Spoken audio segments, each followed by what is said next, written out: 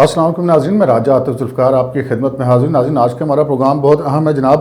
حکومت نے زور زبردستی کر کے تمام تر پارلیمانی روایات کو رونتے ہوئے کسی قسم کی رائے شماری کرائے بغیر کچھ انتہائی اہم اور حساس بل پاس کروا لیے ہیں قومی اسمبلی سے. اور پھر جناب قاسم سوری صاحب کے خلاف تحریک عدم اعتماد بھی آ گئی. وہ اعتماد کی جو تحریک ہے عدم اعتماد کی، وہ کیوں آئی ہے، اس پہ ہم بات کریں گے. پھر یہ جو بل منظور کر رہے ہیں ان کے اندر کیا چکر کیا ہے، حکومت نے کیا باریک واردات کی ہے، اس پہ ہم بات کریں گے. پھر جناب سرکاری ملازمین کو بھی جو کہتے ہیں نا کہ وہ حاتم طائی کی قبر پہ لات مار کے بنیادی تنخواہ پر 10% اضافہ کر دیا گیا ہے، اور اس پہ ہم بات کریں گے. اور پھر جناب جہانگیر ترین صاحب کو بھی NRO دے دیا گیا ہے. تو اس سے پہلے کہ ہم اپنے پروگرام کو آگے بڑھائیں، آپ سے گزارش ہے کہ اگر ابھی تک آپ نے ہمارے چینل سبسکرائب نہیں کیا تو پلیز اسے سبسکرائب کر لیجئے اور ساتھ ہی بیل آئیکن بھی دبا دیجئے تاکہ جو ہی ہمارا کوئی پروگرام اپلوڈ ہوتا ہے تو اس کا نوٹیفیکیشن فوری طور پر آپ کو موصول ہو سکے. تو ناظرین، پروگرام کا باقاعدہ آغاز کرتے ہیں. جی، ایک روز قبل ہم نے دیکھا کہ بہت سارے بل تھے اور وہ بل اسمبلی میں پیش ہونے تھے قانون سازی کے لیے. بل منظور ہونے تھے یا نہیں ہونے تھے، اس پر رائے شماری ہونی تھی. لیکن جناب قاسم سوری صاحب کے ہاتھ میں اس وقت اختیار تھا کہ وہ کسی کو بولنے دیں یا نہ بولنے دیں، اور وہ رائے شماری کروائیں ان بلوں پہ.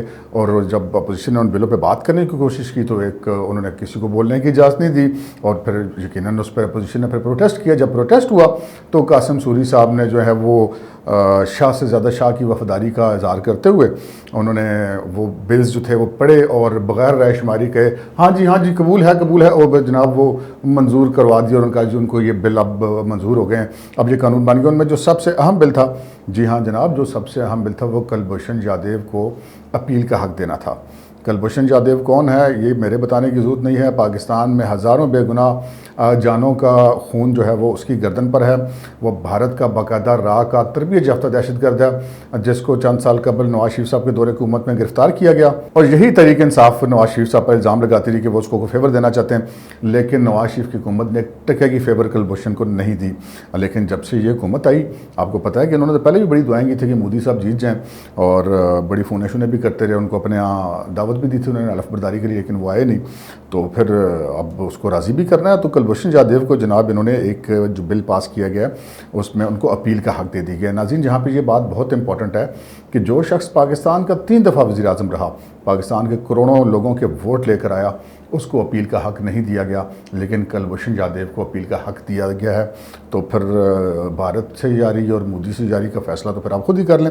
ہم نے کیا کہنا ہے؟ یہ کاغذات اور یہ قوانین اور یہ حکومت کے اقدامات جو ہیں وہ بول کر بتا رہے ہیں کہ اصل میں معاملہ ہوا کیا ہے. دوسری واردات انہوں نے یہ کی ہے کہ جناب وہ بیرون ملک پاکستانیوں کو ووٹ کے حق دینے کے بہانے الیکٹرانک ووٹنگ مشینوں والا انہوں نے میٹر کیا ہے.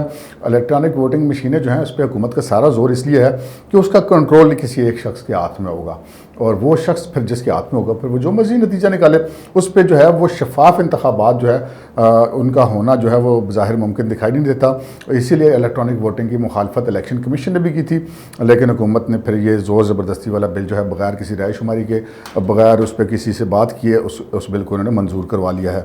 یہاں پہ یہ بھی بات کرنی ضروری ہے کہ قاسم سوری صاحب نے ایسا کیوں کیا. قاسم سوری صاحب جناب آپ کو پتہ ہے کہ ان کو نااہل قرار دے دیا گیا تھا ان کی سیٹ سے، اور پھر وہ ایک اسٹے پر چل رہے ہیں. تو ان کے شاید لاشعور میں یہ بات کہیں موجود ہے کہ وہ جب تک اس طرح کے کام بلڈوز کرتے رہیں گے اور حکومت کو بالکل راضی رکھیں گے اور خوش رکھیں گے تو ان کا جو ہے وہ شاید یہ اسٹے یوں چلتا رہا. پتہ نہیں یہ بات درست ہے یا نہیں ہے، لیکن ان کے لاشعور میں لگتا ہے کہ یہی بات ہے. اسی وجہ سے ان کا رویہ بالکل ایسا تھا. حالانکہ اسپیکر اور ڈپٹی اسپیکر کی سیٹیں ایسی ہوتی ہیں جو پورے ایوان کے کسٹوڈین ہوتے ہیں، انہوں نے سب کو بات کرنے کا موقع دینا ہوتا ہے. کسی اسپیکر یا ڈپٹی اسپیکر چاہے وہ کتنا بھی جانبداری کا مظاہرہ کرو، اس طرح کا معاملہ کہ بالکل کچھ چیزوں کو بلڈوز کر دینا اور کسی کو بات نہ کرنے دینی، اس طرح کا رویہ دیکھنے میں نہیں آیا.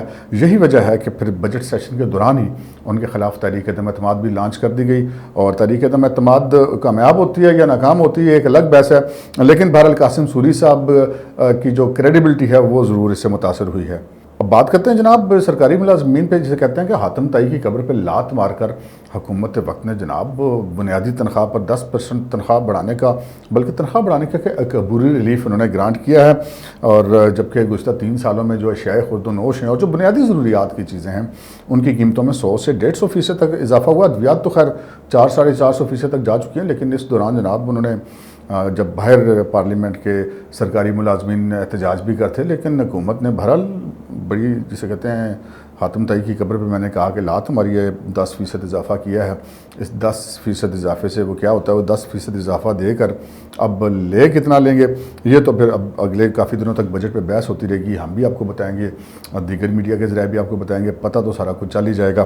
پھر جناب جہانگیر ترین صاحب والا معاملہ تھا، جہانگیر ترین صاحب عدالت میں پیش ہوئے اور پتہ یہ چلا کہ جناب ایف آئی اے نے تو وہاں پہ جا کے بیان دے دیا کہ ہم نے تو جہانگیر ترین کو گرفتار ہی نہیں کرنا، تو یہ تو امی چائے کی پیالی میں طوفان مچا ہوا تھا۔ لگتا یہ ہے کہ جناب جہانگیر ترین صاحب کو جو ہے وہ این آر او بالآخر دے دیا گیا ہے، اور عدالت نے بھی یہ باؤنڈ کر دیا پھر یہ کہو کہ جناب اگر آپ کا اب بھی پروگرام نہیں ہے اور آپ کہیں بعد میں پروگرام بنا لیتے ہیں تو پھر آپ 7 دن پہلے عدالت کو آگاہ کریں گے، ان کو گرفتار کرنے سے پہلے بتایا جائے گا۔ اور یوں جہانگیر ترین صاحب جو ہیں وہ گرفتاری سے محفوظ ہو گئے ہیں، انہوں نے پھر اپنا اطمینان ہو جانے کے بعد درخواست ضمانت جو ہے وہ وڈرا کر لی، اور وہ پھر کہتے ہیں نا کہ وہ کہانیوں میں کہ پھر سب ہنسی خوشی رہنے لگے۔ لیکن جہانگیر ترین صاحب یہ ہنسی خوشی جو رہنے والا معاملہ ہے یہ صرف بجٹ تک ہی ہے، کیونکہ بجٹ میں آپ کے گروپ کے ووٹ حکومت کو چاہیے، آخر بجٹ بھی تو پاس کرانا ہے۔ دیکھنا یہ ہے کہ آپ کو یہ این آر او عارضی طور پہ دیا گیا ہے یا کہ مستقل طور پہ دیا گیا ہے۔ اگر تو یہ مستقل طور پہ دیا گیا ہے تو پھر تو بجٹ کے بعد بھی سطح خیریں ہیں آپ کے لیے بھی اور خان صاحب کے لیے بھی، اور اگر یہ عارضی طور پہ دیا گیا ہے جیسا کہ خان صاحب کا مزاج ہے تو پھر جو ہی یہ بجٹ پاس ہو چکے گا تو اس کیس میں کہا گیا ہے نا کہ وہ ضمانت واپس لے لی گئی اور پہلے بتا دیا جائے گا، اور کیس بھی تو بن سکتے ہیں۔ آج کے پروگرام میں اتنا ہی، اجازت دیجیے، اللہ حافظ۔